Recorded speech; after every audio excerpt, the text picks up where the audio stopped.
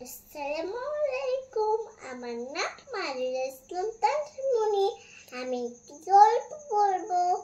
গল্পটির নাম কোথায় আমার মা। লিখেছেন মোহাম্মদ সাফাত।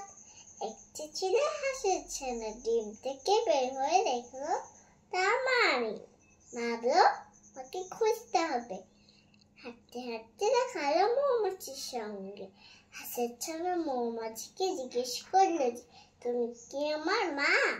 মৌমাছি বলছে, না না না। তাহলে কোথায় আমার মা? মৌমাছি বললো যে, আমি জানি না, চলো খুঁজে দেখা যাক তাকে। হাঁটতে হাঁটতে দেখালো প্রজাপতির সঙ্গে। হাঁসের ছানা প্রজাপতিকে জিজ্ঞেস করলো যে, তুমি কি আমার মা?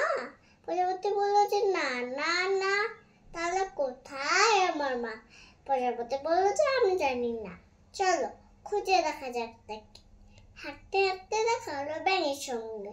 হাঁসের ছানা ব্যাঙকে জিজ্ঞেস করলো যে, তুমি কি আমার মা?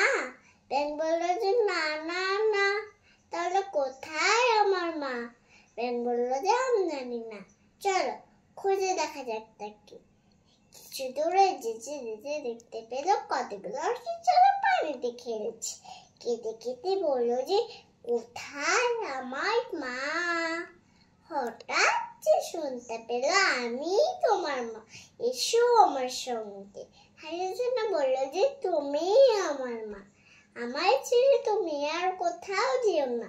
এই গল্প কি আমরা এই শিক্ষা পেলাম যে কোনো কিছু না পেলে হয়তো সহজ হবে না, যে মন প্রাণ দিয়ে সাথে সম্মান করতে হয়। ধন্যবাদ সবাইকে।